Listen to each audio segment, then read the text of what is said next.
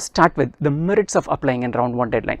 The first and foremost thing that you do is you send a clear, unambiguous signal to the business school admission committee that you are a serious applicant. You have a serious intent of applying to this business school and you have planned things well in advance. Right? Typically, if you have to start your MBA in the fall semester of 2022, which is say August 2022, the round 1 deadlines of applications will fall in September 2021, roughly a year before that. So, you are saying, hey, I am going to start my MBA in 2022 August. I know the application deadlines fall in September 2021. By this time, I am already prepared. I have got my GMAT in place, which typically is a 2 to 3 month preparation. I have done my language test, which is IELTS, TOEFL or PTE. And you also say that I have got my application essays done. It could be anything from 1 to 4 essays.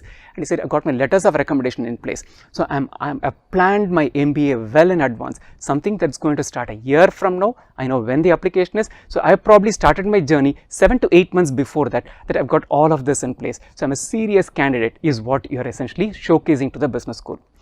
That intent, that message that you're sending is a powerful message. And does that have value? Yes, it certainly has value. How much of a value? 100%, 10%, 5%, that's subjective, but you cannot be a negative value. It basically says that here is someone who is serious on an MBA and therefore has applied to us well in advance. That's the first message.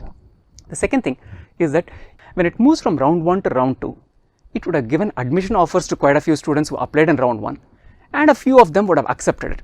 So, just take some numbers. Let's say they have 100 seats to fill overall and they make offer for 40 students in round 1 and 25 of them have accepted the offer.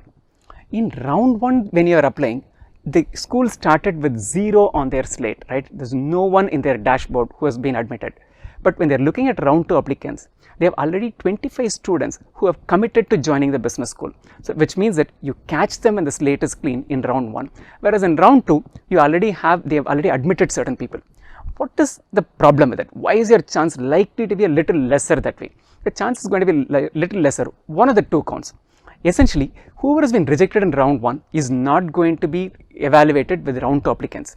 Whoever has got an admit, the case is closed. But there are people who are in between these 2. Guys who have not been given a rejection and guys who have not been given a complete admit. They would have been waitlisted. So, you are a round 2 applicant and you have someone with a similar profile from round 1 who has been waitlisted by the business school.